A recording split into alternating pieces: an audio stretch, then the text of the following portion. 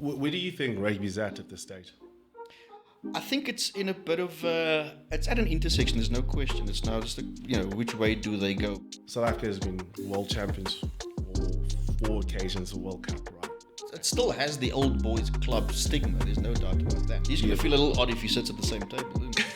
yeah. It's going to be an interesting chat with Evan Esevith and Peter Step on the other side. and Cheslin being the referee.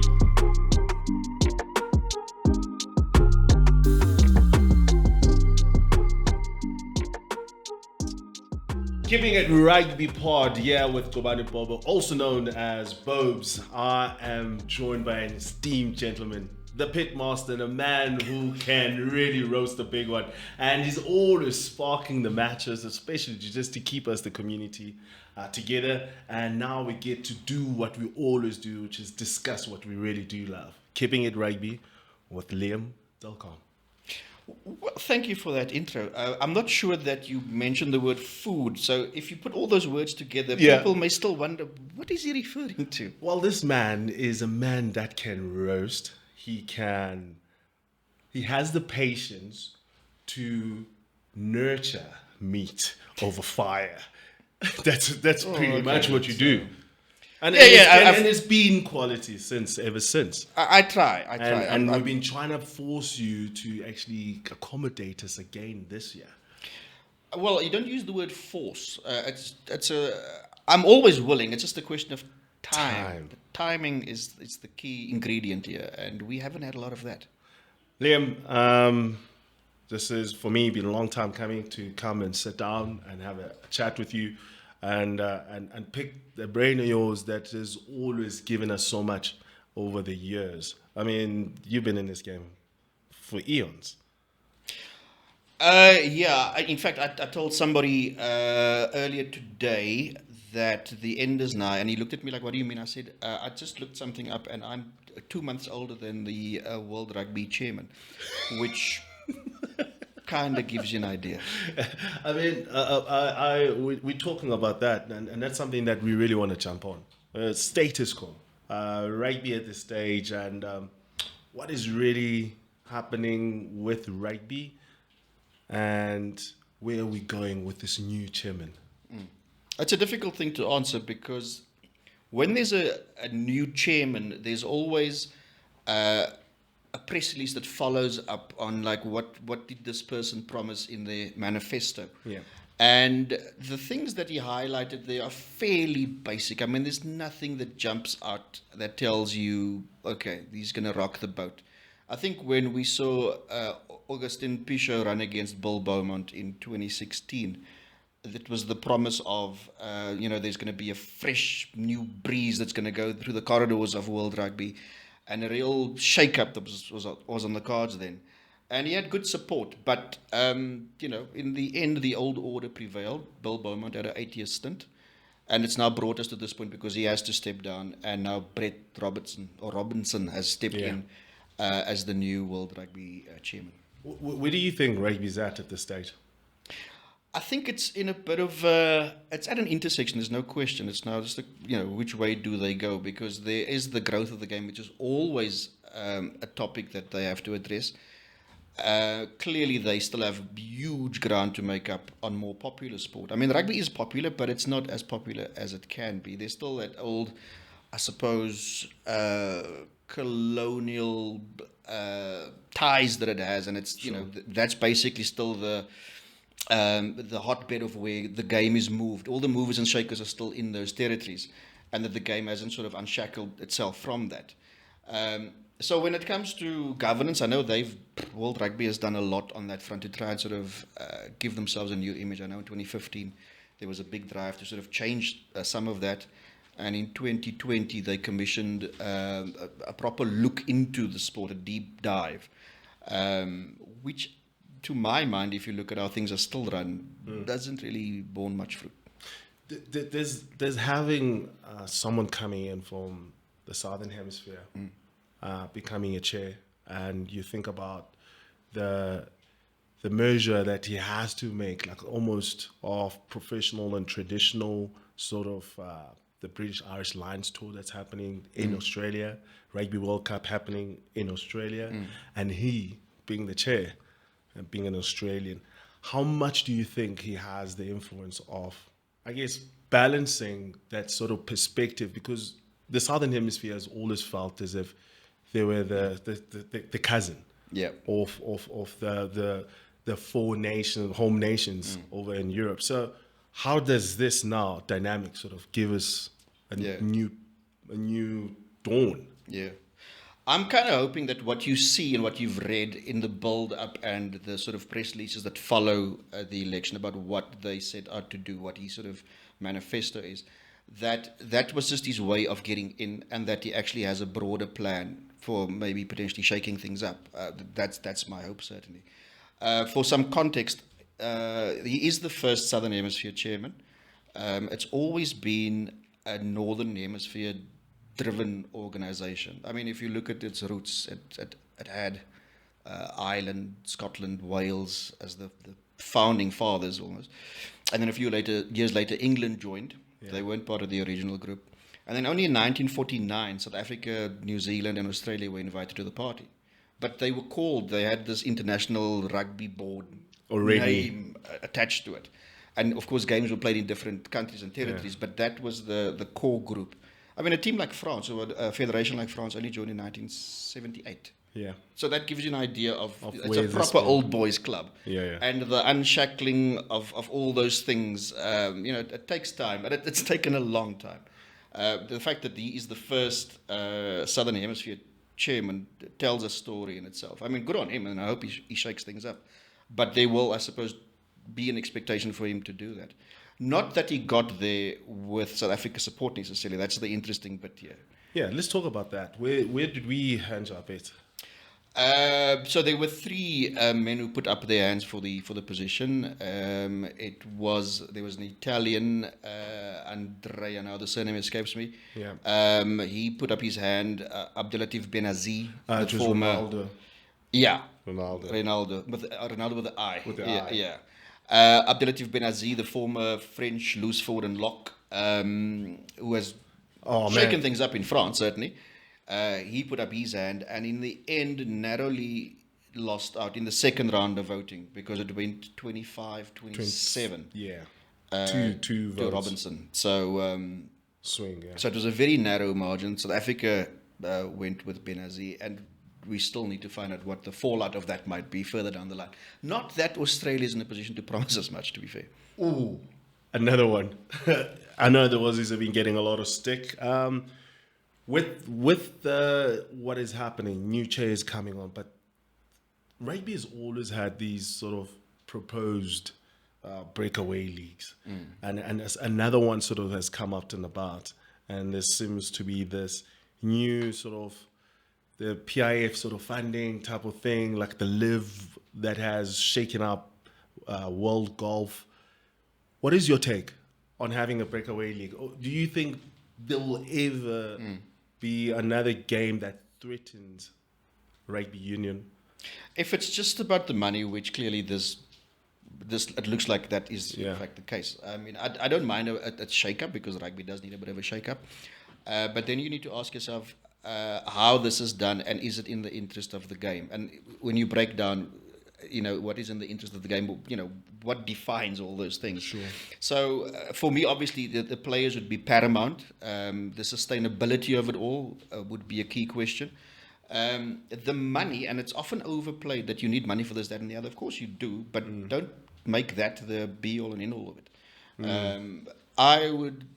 I'd be surprised if this venture takes off, because it will need a wider support. You would, for any of these ventures to take off properly, you will need players from New Zealand and Australia and South Africa. Yeah, and you need some big hitters. Names. Yeah, hitters. And then the supply line behind that. Yeah, but you need big names to go first up to sort of tread the new path and show the way. And I don't see that happening. Of course, World Rugby has to sanction it as well. I mean, to give it. That's another thing which I always see these sort of proposed sort of breakaways finding themselves in a space where they've got no base, they've got no ground where to sort of grow from, or even final destination. Yeah, what is it? It always seems like as if they, okay, we're gonna throw We in have some a train. money. Yeah, here we go. Do you want to come in? Where are we going? And you can only see the tracks like lead out 200 meters from the station. and then they never get to anywhere. Yeah. I mean, the world chair always has these sort of massive decision that he has to. Where do you think sort of, firstly, in the game, like, there's been so many fixtures. I mean, you think about the South African young player who plays URC, start from September and you finish and run about June, July, and there's Curry Cup, and then if you do well in your first season, maybe you're in the Springbok setup, it feels like a 12-month game. Yeah. Does having a new chair give us a chance to have a proper global season? Well, the global season has been talked about for so long. It almost feels like the Like a broken Loch Ness record. monster. It's like, it's kind of like here this thing somewhere. that's coming, whatever.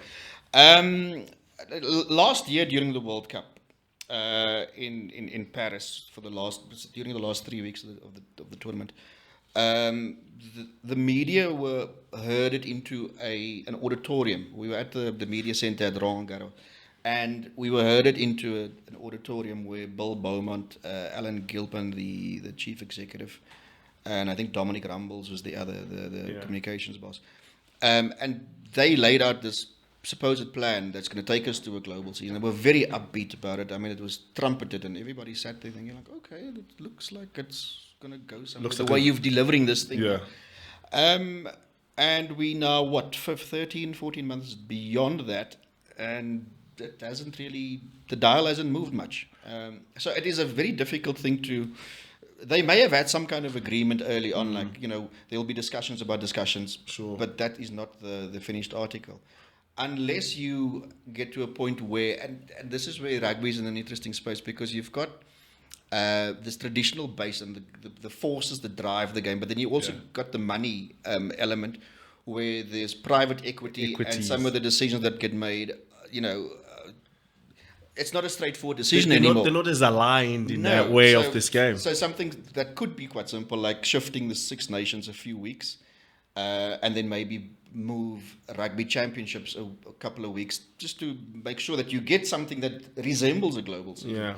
That becomes almost impossible, because what I've heard Southern Hemisphere teams talk about is like, well, if the Northern Hemisphere don't want to move the Six Nations, why should we move? Because they were dead set. In fact, and here the messaging is important, because it was like, no, we're not moving it. This is our cash cow. This is it. This is what happens. And in the South, it'd say, well, why should we move? Yeah, it is a very interesting part, because, I mean, those people who are dealing with those problems are the top tier 1 nations. Yeah. to the ecosystem of the game, when you think about the tier 2 nations, I mean, South Africa has been world champions for 4 occasions, the World Cup, right? And you think about African rugby, how does that trickle down and make this game become bigger in Africa? And then you think about the way that the Polynesian and Islanders have really given their all into Australia, New Zealand. I mean, now we can call Ireland, Wales, like Scotland, everywhere. How does rugby sort of involve those sort of places where they've been the bedrock and giving back into the space? And how do you give the sort of opportunity to these growing markets? It goes back to, you asked the questions, do turkeys vote for Christmas? Because if you think of the governance structure, you get your council, your members' council, and there's the board that sits above that. And you still have a situation where some countries have 3 votes, some of the original members, then the ones that joined in 1949, they have 3 votes. And then the further you go down in the pecking order, Japan has miraculously moved their way up. They have hosted a Rugby World Cup. They have 3 votes. But then you're further down that list and you think, geez, if they have 3, why don't...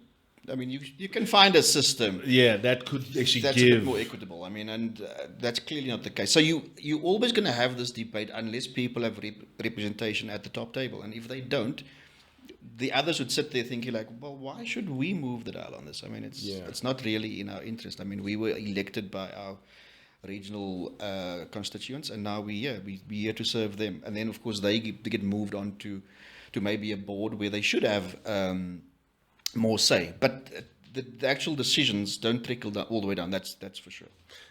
Is rugby in any danger in the way that it's been sort of being put out there? Do you think it has a chance to even grow quicker? I think it does. I mean, it still has the old boys club stigma. There's no doubt about that. I mean, they've tried very hard the last decade or so, if not maybe a bit longer, to rid themselves of that. But that's not the kind of thing that, like, if you've had it for more than 120, 130 years, that it's just going to go. It's going to vanish. It won't. So it will fight. Will have to fight for its space amongst the other top sports. It hasn't really made inroads on football, for instance. Soccer is still way up there. Cricket has made some inroads. In fact, they have now taken their World Cup also to the Americas. To the Americas, where rugby now really wants a proper piece of the pie. Yeah, because I mean, it would be daft not to try and explore it. You have to go there. It's the how that's the important bit now. So in that sense, in the boardroom sense, yes, rugby does have that issue, but I think they also have, and this is a completely different topic altogether. Which happy to go. It's probably a different sort of a podcast series on its own. Yeah. But it's the laws of the game and the way it's framed and how that has shifted and how it makes rugby, even for people who've watched it for many, many years, will see something and then they'll see a decision and they become a little bit alienated by some of the things. It has. Yeah. It has. So it becomes a hard watch. So part of the chairman's sort of, I guess, what he has to, as a part of the directives that he will have to, is to look at the laws and how they run about. What makes you feel, yes, those laws are really, they're making the game difficult? Well, I mean, they're between a rock and a hard place because they need to have laws in place that not just governs or safeguards the players. Yeah. I mean, that is paramount. There's no doubt that should happen. That's key to the game. Yeah, rugby's gone beyond the contact sport. It's high collision. It's high octane. I'm surprised there aren't more catastrophic injuries, but that also shows you how supremely well there's good technique and how well conditioned people are. So, I mean, kudos to everybody involved there. Yeah. But it is this very difficult trade-off that you have to make because it has to be spectator friendly. Yeah. It has to be engaging. It has to be easy. It has to be something that people can identify with in a flash. Easy to call the call. And I think the real, for me, the beyond that, there's also the key ingredient. You know, when people, in many ways, are attracted to rugby, and there's almost the gladiatorial aspect to it, where people are just going to run into each other at breakneck speed. Excuse the word there, but it is breakneck. And it's brutal organized sometimes. Violence, just about. And that over the years have now sort of obviously been trimmed back to what we... Is it sanitized a bit? Yeah, it's almost like you take all the fat off the brisket. Oh, no, you can't do that. And the skin of the chicken. So it's not... I see it's what you slightly less palatable as it was before. But you have to do some of that. There's no question. Sure. The how they do it, that is still very much up in the air. I mean, in some ways, I think they've done a sterling job getting to a point where people, in many ways, actually accept some of the things. Whether it's a high ball, and there's contact, and everybody knows. Okay, there's a call. Someone is coming. There's an air of resignation. It's like every time an acceptance. The Springboks set a scrum, you expect a penalty. For Springboks. Exactly, so there's still some distance to cover there, but it has become a hard watch from time to time. Listen to this take from my side of it. So we look at 96. 96, it's after 95. Professional rugby is kicking one. And the face and the top man of the game is Jonah Lomu. So all of a sudden, everyone was big. Everyone wanted 125 kilogram centers and wingers. And within the laws, don't you think the laws have sort of opened the game up to fit to its old ethos of any shape, any size, because lately the star players has been the DuPont, not the biggest man. Colby, not the biggest man. Marcus Smith is one of those people who people want to pay to go see. Yeah. And we're starting to see much more skill from this. And even through what has happened over now in autumn series, sort of trying to create more space and chases to be much more competitive, don't you think the sort of old mindset people have to come to the future and accept that this game is going to be the way that it's supposed to be? That's an interesting one, because I've always been an advocate of that the game should be for all, irrespective of your size. And I suppose there was that obsession, go early 90s in South Africa, especially. If you had a half-decent inside centre, but if he's... Everything will be trumped by the fact that if he's 6'2", Exactly. he weighs 102, he's going to get the game, he's going to play. Yeah. I would... some of that, it's still true. You still need a big insight. Yeah. Let's not shift away from that. Yeah. But it's great that, your players who aren't that well endowed, sort of in terms of size, that they, that they not just play, but flourish. Yeah. My question there is, do we look at the laws there that has helped create that, or have coaches just become, they look at the raw materials and decide, well, maybe we can do something here? Yeah, no, it's just like a simple, it's like an eye test of thinking how the game is run and how it has changed. To think like there is a place for a loose forward like Kwagga Smith in the field, and. But it also then stresses the point that you need a squad of players. Yes, and there's room for all of you. Yes. So in a way, there is a come around to it to actually start thinking these laws. If we, the rugby public, sort of embrace them and find a way, because I always find people who say, that the game is getting soft, and I'm thinking to myself, we are watching this with. But that's from a law's perspective. And not necessarily what. Yeah. Yes, from the law's perspective, when the people saying the game is getting soft, and there's 50 cameras watching that, right? And there's replays. There's a TMO with the TMO, who's the other one is on all of those intricate ways of looking at it. But at junior level, at club level, there's none of that. But if we don't clamp on it at the highest level, I mean, what message are you sending down to the young kids, to the club player who probably can't even afford to sleep over a night in the hospital because of what it is? He's an amateur, he's a club player. So with all that harshness that happens at the top level and setting that standard of like player safety, safeguarding the player, safeguarding the game, because we want people not to think and feel that this game has become this beautiful brutality where everyone's just really climbing in, and it's unruly in a way. So sometimes I think the laws, we as a rugby public and community, we should accept them and in a way embrace them, because we want to see our kids play. We had a conversation with Tappe Henning, who's head of referees for the URC, and the question was asked.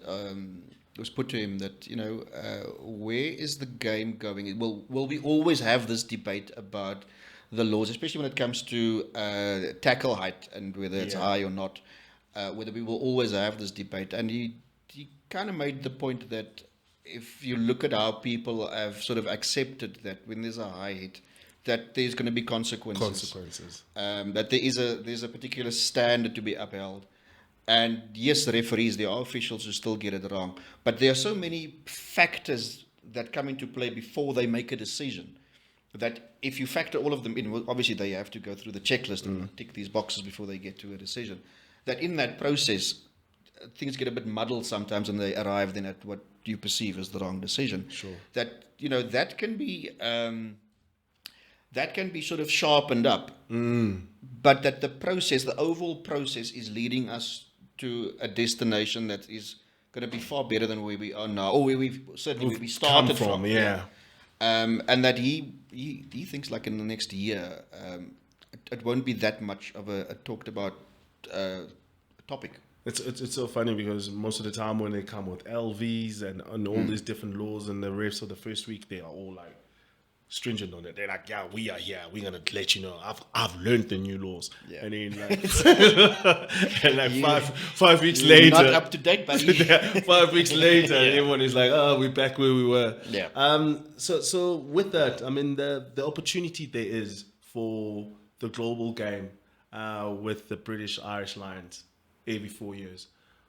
How big is this one coming up in Australia? I mean, luckily now that Australia has really started to show some teeth, it's making it a bit of more like, this could be interesting. Yeah. Because it looks like as if they are on the rise, and the British Irish Lions, it's a massive tournament. I think it saved the Springboks. It saved South African rugby when they I did. I mean, I'll say this before I answer your question. I mean, Sure. the 2021 series was almost unwatchable. And there was also the side shows around it in terms of the criticism. We don't have to go into that. But if you just looked at those three games, the Springboks obviously didn't have 2020. No action there whatsoever, so they couldn't develop their game, and they only played that series. Try and win it at all costs, because the sustainability of the local game was at stake, just about. So it was no frills. The Lions also just wanted to win. Empty stadium, so you just had this. It was sanitized atmosphere in which it was played, and it just wasn't a spectacle. Oh, it was tough. But World Rugby does need the Lions series. There's no doubt in my mind. I mean, it's not, and it's not just the traveling fans and the jamboree that they have every 4 years. I mean, wherever the Lions then tour, you get sucked into it. I mean, whether you like it or not. Yeah, no, because it's it a is- euphoria, It is a right? real spectacle. And to be fair, also, it's become an industry. I mean, It's a that machine. tour it very much is. It's carefully curated. I mean, if they make changes to the schedule, I mean, it's like so much thought goes into that. It's going to be the test, but then there's going to be 5 games around, and we're going to take the game there because there happens to be a big expat community. So there's a lot of things that go into it. And you would like to see it succeed. I mean, I don't think, as much as South Africans have a particular view of Australia and Australians, you want the Wallabies to do well. Southern Hemisphere. Yeah. It's We the people of the for South. You did the Dali Fist Tambo raise. there, yeah. You did the Dali Tambo there, but not in the same voice. You need to be a bit more dulcet. So I'm looking forward to it, and especially now on the back of, well certainly that 2 good Wallaby performances. Yeah. If they can tour go through the UK and be Grand unbeaten, it's that creates some vibe. Do you by any chance think they can Grand Slam it? Scotland, they've got- Ireland, Obviously there's the one big one. last one. Yeah. Look, with a bit of momentum and a well-placed red card somewhere, anything is possible. And confidence, a hell of a drug. Yeah. Uh, And suddenly on the ball now, they play with a bit of a gallop, a bit of a spring in their step. And we're seeing different mongrels like sort of stepping up and people really bringing it on. I mean, size-wise, they've got it up front. There's no doubt, so they can win ball. But I think I would still ask questions about how their kicking game and how they manage that. But I mean, it's if they get to the last game unbeaten, it's up for grabs, isn't it? Yeah, I mean, it's that time of the year where there's lots of awards and rewarding talent, and World Rugby has come out with Players of the Year nominees: Kellen Doris, Peter Steph du Toit. He's going to feel a little odd if he sits at the same table, isn't he? yeah. There's going to be an interesting chat with Evan Estivith and Peter Steph on the other side. and Cheslin being the referee, or maybe throwing in a bit of laws. And there's been some young talent that has been the breakthrough. I think the last time we won was with Apiwe Yankee. Oh, now it seems a long time. Right? It is 2018. Yeah. Which is lots has gone past. What's been your take? How do you are you with? I mean, there's been a big cry of that. I'm going to cry with There them. is no front row who has been nominated Yeah. ever in the history of the awards. What is that? Yeah, look, it's also one of those things where you know you've signed up for it as a front ranker. You're not gonna You get will get the recognized. you will get the biggest contract, but you're not going to the awards Yeah. because you need it tightened. You're gonna miss out on on that steak and that cake afterwards, aren't you?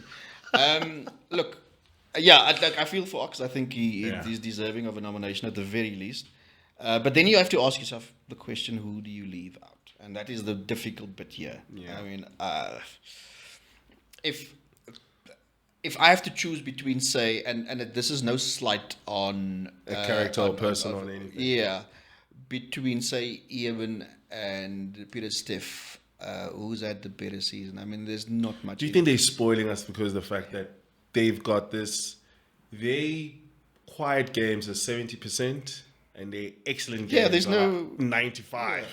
Yeah, the body of work is just like the volume is And vast. and their performance has been equally standard and sustained. Yeah, there are no bad games. It sort of makes you feel sort of putting any compliments to what they do, like as if you are just jumping on the bandwagon and everyone is like you flogging the dead horse, right? But this takes us back to what I asked. I mean, because if you have to choose between those two, it's not a slight on the guy who misses out. It isn't. The Colby argument is equally compelling for different reasons. But there again, I mean, and I suppose with a wing, sometimes it depended on a couple of other things.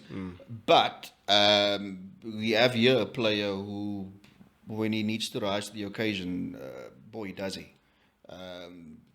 Wonderful servant for the Springboks. And it's also the way in which he does it. It's just like... there's disrespecting his body, right? Like the way that he couldn't care. It feels like as if an elephant was galloping, just herding towards him. It's like the pinball effect almost. I mean, he just like And is then he's running over props. Yeah. I mean, I was one of those players people who said that I think that you just need him on the field. I was like, put him at scrum off wherever you can. This player needs to be on the field. He just his presence. And then this year we've seen him throwing in the lineouts. We've seen him putting ball in the scrums. The interesting thing about him also is he's such a good traveller.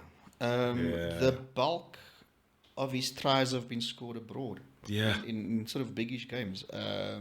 He's got... better get this right. I think he's got 18 and 14 have been abroad. Wow. So yeah, that's a quality slot. Yeah, exactly. Right, like when we're under pressure, we're far away from home. You can count on him. Yeah.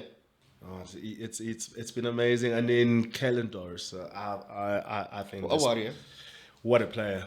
A warrior, and clearly somebody who also thinks deeply about the game.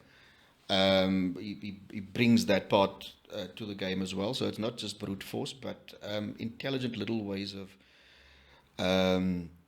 dismantling the opposition. Yeah. Ireland do find ways of breaking teams down, and they're methodical and they are razor sharp in many ways.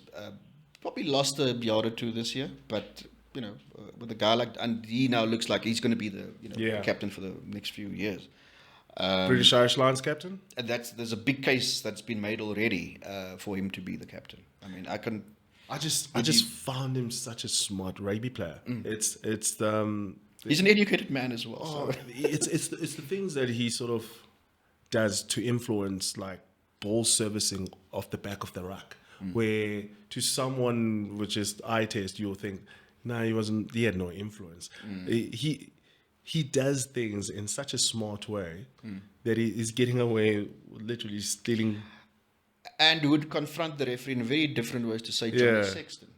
Yeah, well, I think when with all of the or Peter O'Mahony, I think the way that he's observed these leaders ahead before, he learned a lot, and now he's really sort of mastered what they've done wrong. Yeah, and made it right because he comes across very well. And it doesn't bother him. I don't think it'll be a forced thing. I think that's just probably naturally who I mean, first of all, does he pick himself as a starting 8 in a test match if he had to put all the 4 home nations? I think so. To my mind, I think Ben Earl was probably the closest to that, but he's the closest, but not there. There's no outright anyone who you could say, okay, if I'm looking at number 8, that who Damien Del Carme rid himself of Kalen Burnell. Nah, Damien is just what Damien is. So we look at that, and then you think about the breakthrough player. A player like Sasha gets a chance. Well, it's Wallace Satiti for me. Full stop. There's no. I think if Sasha was around the entire season, and he was kind of on course to do that. So untimely injury. He played. I think he played the first 8 straight. He had an involvement. He was involved. So he would have gone on this end of year tour, and he probably would have filled his boots, I think. Probably would have had a standout tour, but it's not to be. So, look, if you can perform well on the end of year tour just before the nominations or the award ceremony, you're the last thing in the month. Exactly. Right. So you spark that last thought. Exactly. So I would go Satiti happily. Okay, now I'm gonna test you on the 2025 Team of the Year. Oh dear, 2024. 2024. 24-25. That's a tall order for 25. 24-25. Yeah. We'll sort of use it as a just a transition to January. I haven't actually given this much thought, to be honest. But just from the autumn series and sort of but you have dropping to, it back to. You have to go back. I'm saying, I mean, you'd have to go. You have to go 6 nations. And so from the autumn series all the way back, I mean, you sort of pick up the sort of players that spark the whole thing in the TRC. I mean, Argentina was outstanding in the. I mean, probably their best rugby champs they've ever had, beating those 3 nations. Yeah. Right. Yeah. You're not convinced? No. I'm agreeing with you. I'm just trying to. You're trying to get back into them, and then the 6 nations. Ireland again, although got upset by England in that last game, which was unfortunate for Ireland because they could have done another Grand Slam, I think. Scotland has been there and abouts. They always like pull off 2 good ones, and then they're like, you know what? It's almost like they say, we're done. Did we get the Cook Cup? And the interesting thing about that is, I asked Franco Smith about that on Glasgow Warriors trip to South Africa last season. Not for the final. It was a ball game against the Bulls. And he was talking about the mindset of Scottish players. Okay. They can put together fantastic performances. They've got all the building blocks. And then they'll pull off 1 win, maybe a second one. But then beyond that, the belief isn't quite there to do the whole thing. And that was the thing that he was trying to address with the Warriors. They did it. Huh? Like little bits. And this was, as I said, when I say last season, not this past season, the previous one, the one they didn't win. And by this season, obviously, or this past season, he had put those building blocks in place. Like coming back to Loftus. And I mean, going to... I didn't see them pulling that one in Limerick. No, is it Munster? And Munster. In fact, Munster famously put up the final year. Humble pies. So, Liam, let's go. Fullback. Jordan or Wright, but then Argentina also have a few options. Will Jordan is electrifying, isn't he? Let's go, Will. Yeah. Right wing, 14. Cheslin, that's it. Standard. Left wing. Sorry, are you just asking me? Why don't you come in with me? Well, go left wing. I'll go Colby. Will you go right wing? Right wing. Why are you going? Sorry, I'm going Colby right wing. Yeah, I'm gonna go Louis Beret. Billy Beret. Beret or something like Billy that. Beret. Yeah, that's a good choice. Yeah, I mean, he's an outstanding player. Oh, yeah. I saw that pace the other night. I saw him in the juniors. Reese had like a 10-meter head start on him. 2 years ago, he was playing on the 20 World Championship in Cape Town. Yeah. And he doesn't look like he's even put on a kilogram from when he was 19. He reminds me of a wing of the late 70s. Yeah? Like the build. Yes, he does have that. But then he still has those sort of like vintage finishes of like the winger just strides away from everyone. I'm giving away my age again, but like there's a guy that played left wing for France, Patrice Esteve, who was just absolute lightning. Give him half a gap. I'm not talking about his great carving when he has to turn No. But just give him the ball. Give him the ball. He's gone. Damien 12. Damien Del Carme 12. Who's your 13? And don't say Anton Enid Brown. Nah. You can't look past Damien. I think Damien. Do you know who surprised me this year? But I've always rated him as a player. But to do it, and when the team is sort of struggling, I know it's almost like bandwagon jumping on. But Ikital, Len Ikitau. Yeah. In Absolutely. in years and the way that he has really shown up, coming in as a 13 and his stepping, his ability, an exciting machine that he is, but workhorse of note. I think he's gonna go well. Yeah. But Damien Dial ended for me too. At 13. Sorry, I've got Damien for 12. Yeah. But are you going Ikitau 13? I'm saying Ikitau is my worthy mention as a 12 that I think. So you can consider at 13. At 13. Yeah, Damien also doesn't do the 13 quite as well as you'll never put Damien on outside. I think 12 is his perfect position. Well, you got a 13. You could just go Jesse Kriel and get the job. Yeah, just get the job done. That's basically consistency. Good performance, week in, week out. You know what you're gonna get. If he doesn't touch the ball, he doesn't. He couldn't care In himself. fact, there was a play last week, the week before, against Scotland, where Scotland they had the box Huge under runs. the pump, and then Jesse just showed up. Didn't have a lot of ball, but he just showed up in a big moment, clutch moment. It shows you okay, what World type Cup of winner player. right there. Well, I mean, it's like that little grubber against France. That was well timed and everything. Yeah. So I guess combination that takes it. at 10. Yeah. Ooh. It's a 10 is a difficult one. You know what? Who has been consistent this year? I wouldn't mind having Marcus Smith. I'll take Marcus. Yeah. I'm happy with It's Marcus. good for the game. He is great for the game. He sells it all way. I'm happy to have Marcus. I'll take Marcus. With Antoine Dupont. Antoine Dupont. And anyone that you think they deserve to be looked at in the same vein as Antoine Dupont. My word. The man is in a...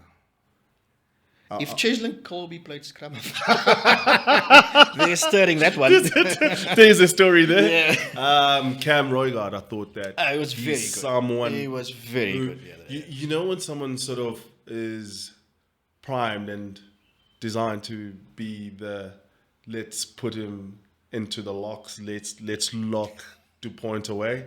Cam seemed like he had that talk.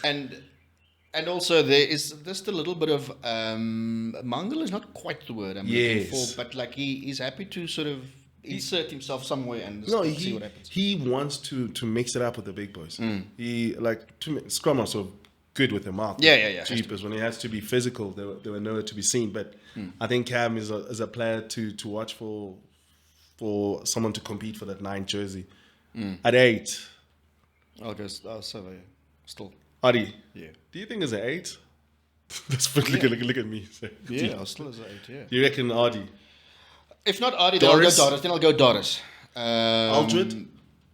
No, hasn't had the same season. Yeah, he hasn't. I saw him a day or two after the Box beat them in the quarterfinal last year. We were in the south. It was near Roland Garros now. The hotel must have been close by. And he was working with another player, but he looked downcast.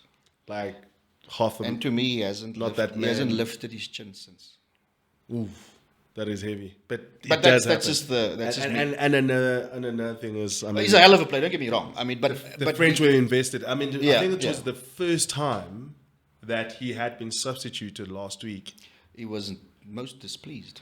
And he was not happy, which just shows you to what you're talking about, that it actually hasn't been an easy season for him. So it just shows you a man under pressure and maybe he's still going through the after effects. I'm happy to compromise on the surveyor Doris. In fact, okay, let's go Doris. Doris has been. I'll go Doris. Doris, and he starts every game, he plays every game, he probably goes 80. And you're casting doubts over Adi's ability in the number 8 jersey as well. I'm thinking Wallace Satiti is an 8. But now you need to that's a different. That's a different chat. That we are going to have this chat later on. In fact, I was thinking of 6 earlier. And who is your 6? Well, I thought if we think 6 as in 7 South Africa, but we normally use 6 as an open side, so it's the open side flanker. Oof. You can't really play Ben all there, can you? No, not going to work. I would have gone Satiti because I mean he's been playing there for the All Blacks, so I'll go Satiti there and Peter Steffs. Rob Valentini has really shown up this year. Yes, he has, but not quite to that level. Yeah, because of the performance of Yeah. the team. I think that has cost him a bit. Yeah. But to the good things coming out of Australia, he's one of those. He's really been the man who seems to have turned the corner for Australia. 7, Peter Steph. Peter Steph, I think. Given locks. There's no. Eben is one lock. We need to decide on the other.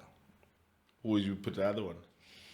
A 5 that has really dominated lineouts, and he's gone and shown I like that he's getting Flamont. better. The Flamont Frenchman from the French. is I think it's a good fold for Eben. Yeah. If you just invested in lineout, then That's and he gets around the park. I mean, he is quite. he gets enough. Gets involved. I mean, enough, he's a tough. He is battles. that modern lock, which has got the engine, gets around, Yeah. can be physical, and does the line out. And in the front row, And he does a good post-match press Clean. conference. And, Clean one. Yeah. clean one. And in your listen. Okay, tight heads. It's always very difficult to look past Frans Malherbe, I have to And say. Ox. And Ox. Well, Ox is number one. There's no Okay. question. The problem is South Africa also now has the best hookers. What Cody Taylor this year? But is Cody Taylor as good as he was last year? I think he's better this year. I mean, He's been good, but against South Africa, we felt and him. the spoiler in me is Yeah. Julia Montoya. We'll take it. Argentina has been quite. No, but they've been quite present. Yeah, that'll be based on the team. So Yeah, no, they've been it's quite not- present. No, yeah, I wouldn't necessarily go there. Liam, You know what? People won't be happy. I'll go Malcolm Marx happily. Number 2. I'll take that. Ladies and gentlemen, that's Liam Del Carme, keeping it rugby with Gcobani Bobo. It's been a pleasure, sir. That's been good to be here. Thank you.